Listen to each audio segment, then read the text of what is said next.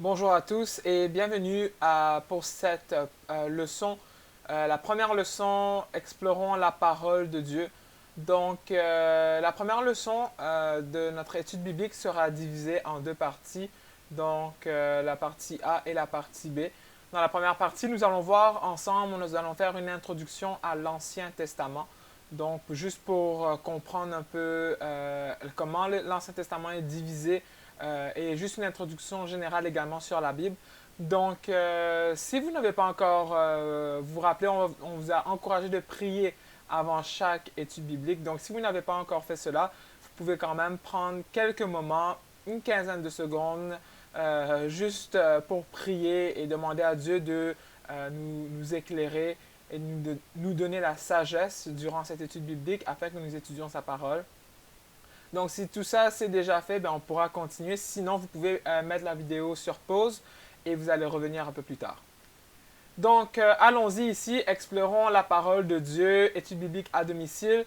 Voici, ça va être une étude biblique qui va être vue sur 12 leçons. Donc, nous allons poster une leçon par semaine, si Dieu le veut. Et voilà, on est ici à notre première diapositive. Donc, juste une brève introduction sur explorant la parole de Dieu. Donc, il y a deux versets ici pour introduire cette étude biblique. Le premier verset se trouve dans les livres des Actes des Apôtres au chapitre 16, verset 32. Et c'est ce que nous pouvons lire ensemble ici.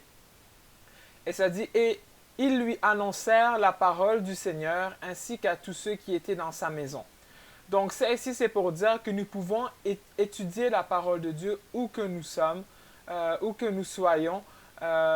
Nous pouvons étudier la parole de Dieu à l'église, bien entendu, mais également chez vous. Vous pouvez l'étudier au travail, à l'école, dans l'autobus, dans le métro, peu importe. Donc, la parole de Dieu peut être emmenée partout et peut être enseignée partout, et non seulement dans l'église, mais à l'extérieur de l'église. Donc ça ici, c'est pour introduire la raison pour laquelle nous faisons une étude biblique ici présentement sur YouTube et que vous pouvez également voir chez vous à la maison. Donc il y a un deuxième petit verset, un très bon verset qu'on va lire également. Et ça, c'est un verset qui nous portera à réfléchir. Donc ça dit, ils reçurent la parole avec beaucoup d'empressement et ils examinaient chaque jour les Écritures pour voir si ce qu'on leur disait était exact. Donc, ça va être la clé du succès lors de cette étude biblique. Ça va être Acte 17, 11. C'est premièrement, il faut recevoir la parole avec beaucoup d'empressement. Ou en d'autres mots, il faut être prêt. Il faut vouloir recevoir la parole de Dieu. Et ça va faire la différence entre quelqu'un qui va grandir spirituellement et quelqu'un qui ne va pas grandir. Donc, il reçoit la parole avec beaucoup d'empressement. Et il examinait chaque jour les Écritures. Et ça, c'est la clé du succès. Examiner chaque jour les Écritures. Donc, en ce qui concerne cette étude biblique, moi, de mon côté, je vous promets que je vais faire mon meilleur pour vous enseigner la véritable parole de Dieu.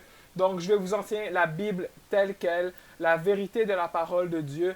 Mais par contre, de votre côté, ce que j'aimerais que vous fassiez, j'aimerais que vous m'aidiez à ce niveau-là, c'est d'aller examiner pour vous-même la parole de Dieu. Allez voir si tout ce que je dis, que toutes mes déclarations sont bien dans la parole de Dieu. Donc, si par exemple je vous dis que la Bible dit quelque chose, allez vérifier si c'est vraiment dans la Bible. Quand je vous dis, moi, je vais faire mon possible, je vais faire tout ce que je peux pour vous enseigner la parole de Dieu de mon côté. Mais n'empêche que vous pouvez également vérifier et ça vous permet de grandir dans le Seigneur. Et voilà, pourquoi est-ce qu'ils examinaient chaque jour les Écritures? C'est littéralement pour voir si ce qu'on leur disait était exact. Donc, d'où l'importance de bien connaître la parole de Dieu. Donc, on va passer à notre prochaine diapo ici. Notre introduction à l'Ancien Testament. Donc, l'Ancien Testament, c'est la première partie de notre Bible. Si vous voyez votre Bible, elle est divisée en deux parties, l'Ancien Testament et le Nouveau Testament. Donc, nous allons commencer l'étude biblique pour les 5 premières leçons vont être dédiées à l'Ancien Testament. Donc, l'Ancien Testament couvre plusieurs événements sur une période de plusieurs milliers d'années. Et nous allons séparer cette période en 4 grands segments. Donc, nous allons avoir premièrement le segment de l'innocence, la conscience, les patriarches et la loi et les prophètes. Et je vais vous expliquer tout ça en détail. Donc, on va commencer par le segment sur l'innocence. Donc, ici, l'innocence, ça s'étend de la création de Adam et Ève dans le jardin d'Éden jusqu'à leur péché. Et la longueur de cette période n'est pas connue en tant que telle. Donc, la Bible ne dit pas clairement combien de temps est-ce que ça a duré. Plusieurs personnes ont des opinions différentes par rapport à ça. J'ai une opinion par rapport à ça, mais comme je vous dis, nous on va aller vraiment sur ce que la Bible déclare. Et la Bible ne donne pas une longueur précise de combien de temps est-ce que cela a duré. Donc celle-ci, c'est le temps de l'innocence à partir de la création dans le jardin d'Éden avec Adam et Ève jusqu'à leur péché. Donc à partir du péché, on commence un deuxième segment qui est le temps de la conscience. Donc la conscience s'étend de la chute de Adam et Ève avec le péché originel tout le long jusqu'à Abraham. Donc vous connaissez peut-être l'histoire d'Abraham si vous avez comment dire, une histoire dans votre famille de croyants. Si vous venez d'une famille de croyants, peut-être que vous avez entendu à propos de l'histoire d'Abraham. Si ça ne vous dit rien, ne vous inquiétez pas. C'est pour ça qu'on fait l'étude biblique. Donc, on va voir l'histoire d'Abraham dans la leçon 3. Ensuite, on a le temps des patriarches.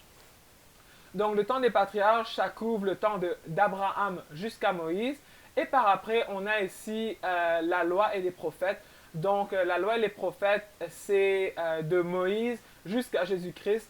Donc, littéralement, du livre d'Exode, le deuxième livre de la Bible, tout le long jusqu'à le Nouveau Testament, dans le fond, jusqu'à la fin de l'Ancien Testament, du livre de Malachie.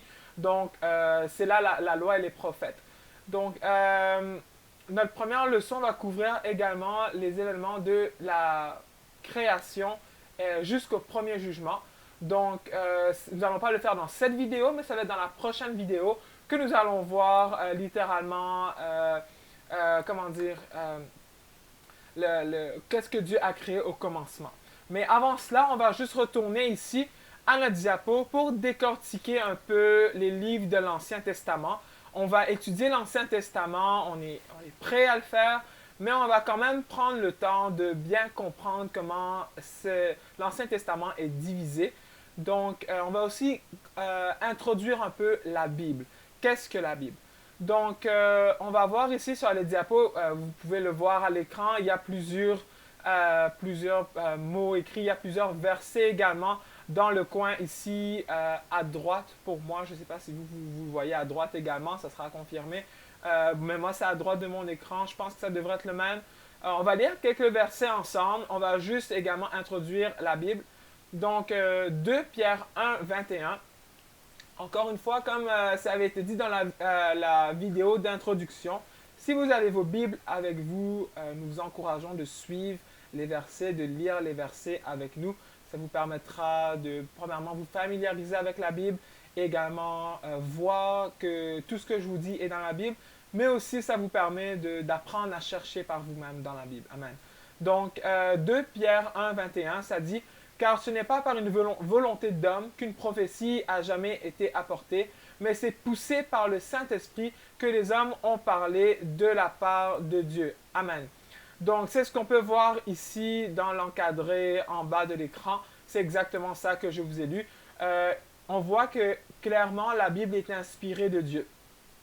Donc, d'après 2 Timothée 3,16, 2 Timothée, c'est un autre livre du Nouveau Testament, tout comme 2 Pierre que nous venons juste de lire. La Bible, le 2 Timothée 3,16 nous dit également que toute écriture est inspirée de Dieu. Donc, vous pourrez aller lire ce verset chez vous. En même temps, quand vous allez lire le verset, vous allez remarquer le mot inspiré. Le mot inspiré dans ce verset signifie dans la langue grecque, le grec c'est littéralement la langue dans laquelle le Nouveau Testament a été écrit. Donc, dans la langue grecque, inspiré ici veut dire souffler de Dieu. Donc, les Écritures n'ont pas été écrites par une volonté humaine, mais qu'est-ce que ça veut dire? C'est que c'est pas juste quelqu'un qui a décidé d'écrire une histoire féerique ou quoi que ce soit par rapport à la Bible.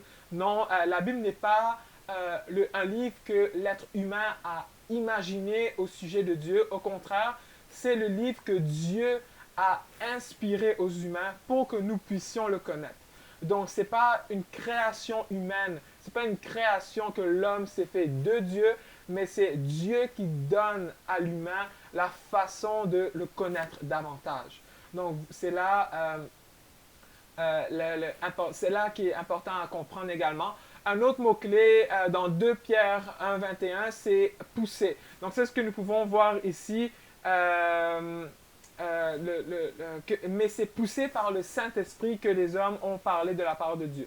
Donc, le mot pousser également veut dire, dans l'original, veut dire qui a été porté par.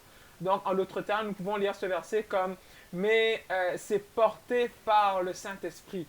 Ou en d'autres termes, c'est le Saint-Esprit qui a emmené ces paroles vers les prophètes. Juste par exemple, je donne un exemple comme un voilier qui est dans l'océan. Le voilier est poussé par le vent ou porté par le vent qui pousse dans ses voiles. Donc c'est littéralement la même chose. Le voilier, c'est les êtres humains et le Saint-Esprit, c'est le vent qui dirige ce voilier. C'est la même chose au niveau de la Bible. C'est comme ça que la Bible a été écrite. Maintenant, la Bible est la parole de Dieu. Donc, nous devons approcher l'étude biblique avec une grande révérence parce que nous allons étudier la parole de Dieu et non pas la parole des hommes. Donc, c'est important à comprendre que chaque mot est important dans la Bible. Et c'est pour ça que Dieu a averti à Moïse également dans Deutéronome 4, verset 2. Dieu a dit à Moïse, vous n'ajouterez rien à ce que je vous prescris et vous n'en retrancherez rien. Mais vous observerez les commandements de l'Éternel, votre Dieu, tels que je vous les prescris. Donc, littéralement, on ne peut pas ni ajouter de la Bible, ni en retirer. Et un autre verset très similaire dans Proverbe 36 qui dit, n'ajoute rien à ces paroles, de peur qu'ils ne te prennent et que tu ne sois trouvé menteur. Donc, c'est très important de lire la Bible comme elle est, de ne pas l'interpréter d'une mauvaise façon et de ne pas ajouter ou de retrancher de la Bible. Et juste avant la conclusion de la Bible, dans le dernier livre de la Bible, le livre d'Apocalypse, il y a un autre verset très similaire dans Apocalypse 22, 19, le dernier chapitre de la Bible, qui dit « Et si quelqu'un retranche quelque chose des paroles du livre de cette prophétie, Dieu retranchera sa part de l'arbre de la vie et de la vie sainte décrit dans ce livre. » Donc c'est très très important que nous enseignons la Bible dans l'intégralité de la Bible. Donc, on ne peut pas juste enseigner une partie qui nous plaît davantage et on ne peut pas non plus changer les Écritures. Donc, ça, c'est très important. Nous devons comprendre l'importance de la Bible alors que nous allons l'étudier ensemble. Maintenant, la parole de Dieu a été préservée durant les âges et Dieu n'a pas seulement donné sa parole, mais il a aussi fait en sorte que sa parole soit préservée parce que c'est la révélation de Dieu. La parole de Dieu, c'est la révélation de Dieu. Et c'est pour ça que la Bible nous dit dans Psaume 12, versets 7 à 8, « Les paroles de l'Éternel sont des paroles pures, un argent éprouvé sur terre au creuset et 7 fois épuré. Toi, Éternel, tu les garderas, tu les préserveras de cette race à jamais. » Donc, Dieu va préserver sa parole au travers des générations. Donc, tout en parlant justement ici de la préservation de la parole de Dieu, un autre verset que nous pouvons lire, c'est Luc 16, 17, où Jésus a dit « Il est plus facile que le ciel et la terre passent, qu'il ne l'est qu'un seul trait de cette lettre de la loi ne vienne à tomber. » Donc ça veut dire quoi? Ça veut dire que la parole de Dieu est scellée. La parole de Dieu est écrite et elle est là pour rester. Donc, il est plus facile que la terre s'efface, que le ciel s'efface, que cette parole s'efface. C'est ça que Jésus est en train de nous dire. Et quand Jésus nous dit un trait de cette parole, ça veut vraiment dire qu'une petite marque, par exemple le point sur le i, c'est plus facile que la terre s'efface qu'on efface le point sur le i. Ou le E, le accent aigu sur le E, accent aigu si vous voulez. Donc, c'est là qu'on voit que la Bible est vraiment un livre qui est puissant et un livre qu'on doit étudier et qui peut changer la vie de quelqu'un. Plusieurs personnes ont été changées par la Bible. Donc, on va voir ici un peu les segments de l'Ancien Testament. Donc, on vient juste de voir que la Bible a été inspirée de Dieu. Elle a été écrite par des hommes pieux, des hommes de Dieu que Dieu lui-même a choisis. Il y a 39 livres dans l'Ancien Testament et ça couvre à peu près 3600 ans de l'histoire de l'humanité. Ici, on va voir qu'il y a plusieurs segments également. Les 5 premiers livres de l'Ancien Testament sont ce qu'on appelle les livres de la loi. Ce sont des livres qui ont été écrits par Moïse. Nous allons passer littéralement les deux premières leçons, même un peu plus, je vous dirais, peut-être même 4 leçons sur ces, oui, 4 leçons sur ces livres ici. On va étudier en profondeur le livre de la Genèse. Également, on va étudier en profondeur le livre d'Exode. Et ça, c'est la loi de Moïse, quand on fait référence à la loi ici. Et ça, c'est les 5 premiers livres de la Bible. C'est ce qu'on appelle également la Pentateuque, qui est un peu compliqué à prononcer. C'est pas nécessaire à savoir en tant que tel, mais c'est juste pour un petit extra. Également, si on continue, les 12 prochains livres, après les livres de la loi, c'est les livres de l'histoire. Les livres de l'histoire, ça regroupe l'histoire d'Israël à partir littéralement de leur entrée dans la terre promise.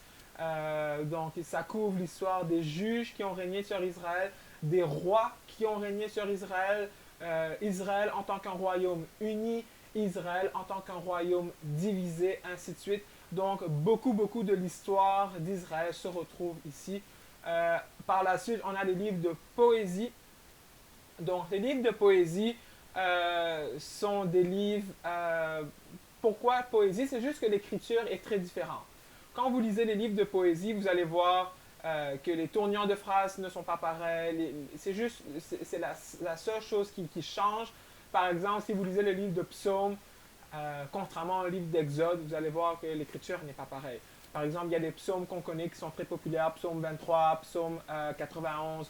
L'Éternel est mon berger, je ne manquerai de rien, il me fait reposer dans le vert pâturage, ainsi de suite. Donc la façon de le dire est très différente, contrairement à, par exemple, au livre d'Exode, où vraiment c'est comme une histoire qu'on raconte. Moïse alla devant Pharaon et il parla en Pharaon en disant « Ainsi parle l'Éternel, laisse aller mon peuple ». Donc c'est vraiment juste la tournure de comment est-ce que c'est écrit qui change. C'est pour ça qu'on appelle ça les livres des poésies. Donc il y a 5 livres qui tombent dans cette catégorie ici. Le livre de Job, le livre de Psaumes, Proverbes, Ecclésiastes et Cantiques des Cantiques. Et par la suite, les 17 prochains livres seront les livres de prophéties. Donc les prophéties sur le Messie, les prophéties sur la venue de Jésus-Christ, mais également les prophéties sur la fin des temps et la fin du monde, littéralement. Donc plusieurs prophéties qui ont déjà été accomplies, d'autres prophéties qui sont en train d'être accomplies, dans les temps dans lesquels nous vivons présentement. Présentement, on est en 2020 où cette vidéo est en train d'être filmée. Donc, on est le 7 mai 2020. Donc, et on voit encore ces prophéties en train d'être accomplies de nos jours. Donc, c'est quand même extraordinaire. La Bible est vraiment un livre extraordinaire qui nous démontre de la puissance de Dieu. Donc, ça va être tout pour cette vidéo-là ici. C'est vraiment une introduction à l'Ancien Testament, une vidéo un peu plus courte que les prochaines vidéos où nous allons aller un peu plus en profondeur. C'était vraiment le but de la vidéo, c'était pour vous introduire l'Ancien Testament et vous introduire en gros l'étude biblique que nous allons faire ensemble. Donc, cette étude biblique va être sur 12 vidéos, 12 leçons plutôt, comme je vous ai mentionné, qui va couvrir à partir de la Genèse qui est ici le premier livre de l'Ancien Testament, jusque le dernier livre du Nouveau Testament, qui n'est pas Malachie, mais qui est plutôt Apocalypse.